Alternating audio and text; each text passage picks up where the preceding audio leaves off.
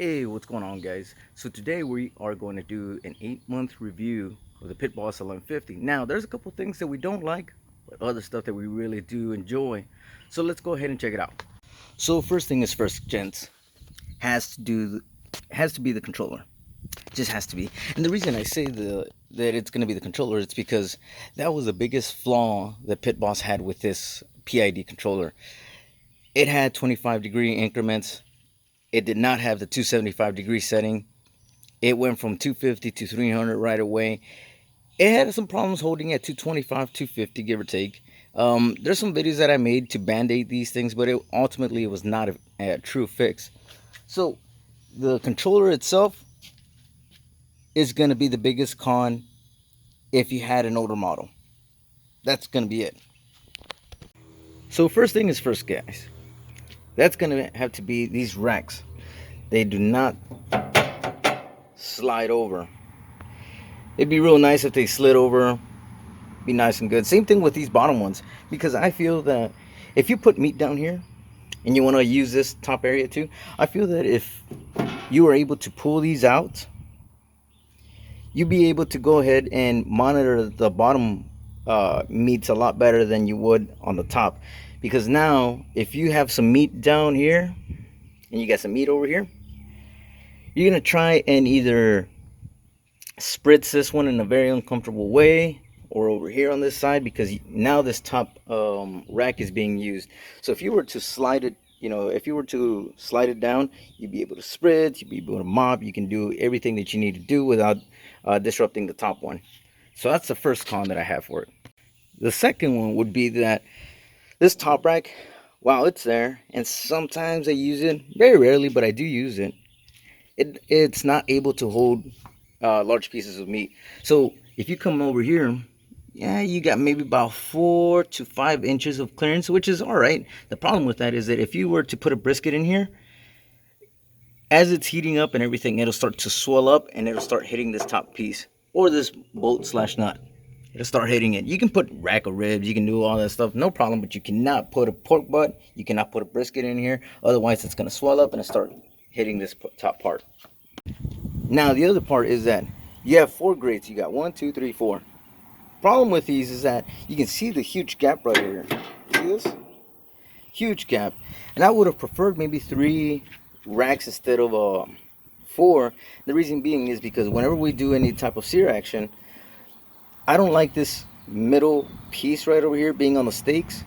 So what we do, and you guys see it in the videos, is that we remove this grate, put it to the side, move this one right over here into the center, and then we start our sear action. That way we only get the grates marked onto the steaks instead of this middle piece right over here. So that's another one.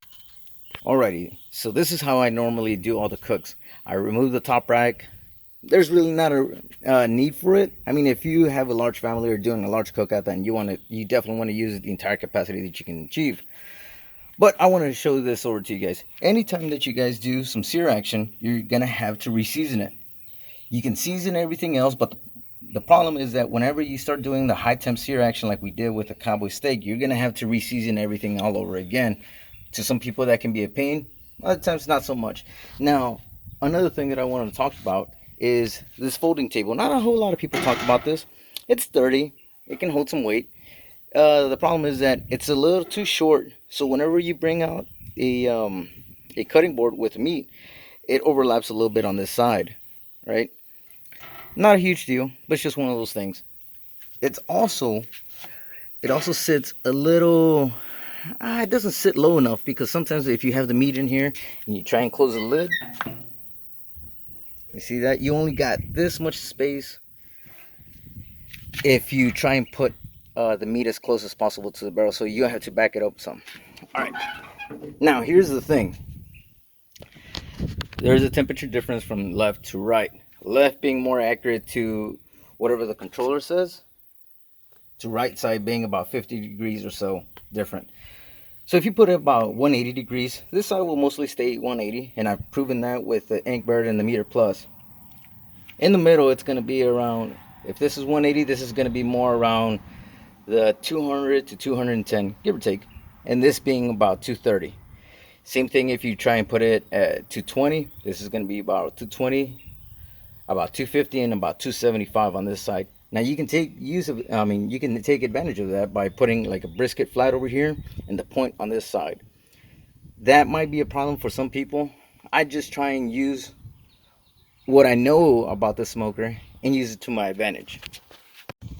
And this is going to be the final con. And while it hasn't happened to me, I have to mention it over to you guys because it's one of the things that a lot of the commenters on a lot of the videos that we have always seem to post this up. Let me go ahead and remove this grate real quick. I gotta clean this thing up before we do another smoke. You see this probe right over here? Okay, this is the temp probe for the controller. Now what happens is that down here, right over here, if you can feel it on the underside over here, there's a huge gap, and the gap is about maybe about half an inch or so. So what happens is that while the firebox is creating its fire, the heat is supposed to come from the sides, right? That's the theory behind it. The problem with that is that since it has this gap where there's nothing, the air is gonna leak and it's gonna touch this probe temp, and it's gonna give you false readings. So on some people, this side will read about 150, but the controller will say something like 180 or 200. So there's a website, and I'll post it up on the link on the description below, but there's a website that you can just buy an airgap mod, put it in there, you're good to go. You can put foil paper in here, make it like a little wall, and that's fine. The problem with that is that whenever you try and do a sear action like this, it'll mess it up, it'll start pulling it back. I just recommend getting that airgap mod, guys. Alrighty folks, so that was the cons. Let's go to the big pros. And when I say pros, they're pretty big pros, man. Alright, so the first thing is going to be the hopper. If you guys remove this mesh screen, which I do because I like to at least massage the pellets a bit, make sure that everything is fine. It's not going to cavitate the auger with air pockets or anything like that.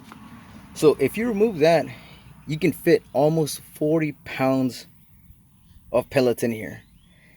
That's a very big capacity for a smoker, man. Very big capacity. I think the only time that you can get about above 40 pounds from the factory is from a vertical, if I'm not mistaken. The other part is going to be the easy ash clean out. All you got to do is flip this down, slide it out, and here it comes. That's how easy it is. I did it with one hand. So the easy ash clean out, all you gotta do is come over here, boom, dump it all out. You see that? And that's it.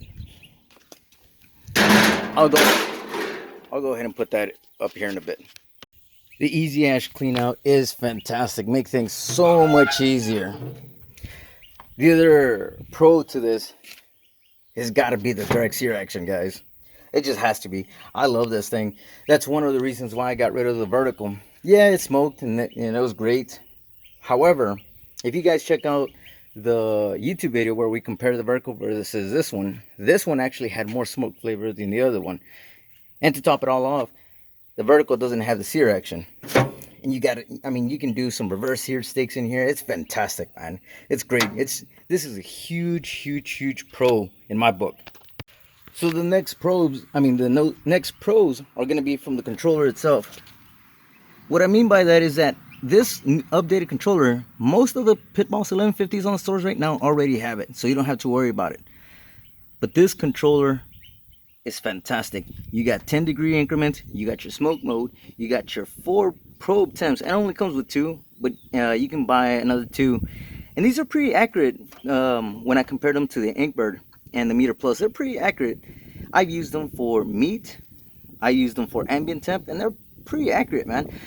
The high setting gets the temperatures really high real quick. So if you guys have this controller and you want to do your direct sear, just put it to high, which is I think it's 500 degrees.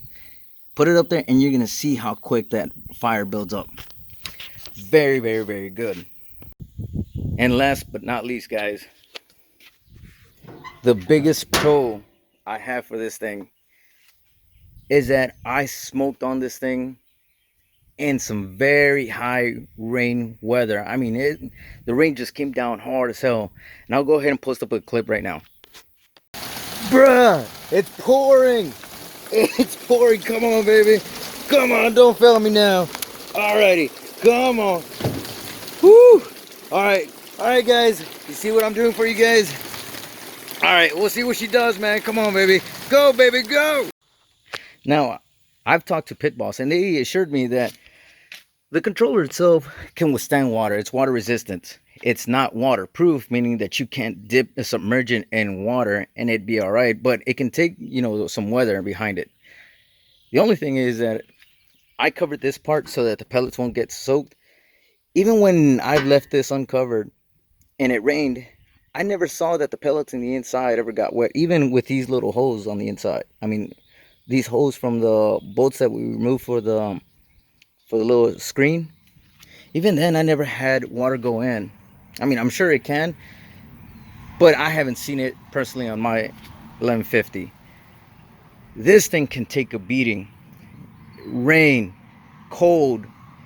Yeah, that's pretty much it. We don't have snow down here, but it can take a huge beating and it keeps on chugging. Now, it will use more pellets, but can you still smoke with it? Hell yeah, you can still smoke with it, man.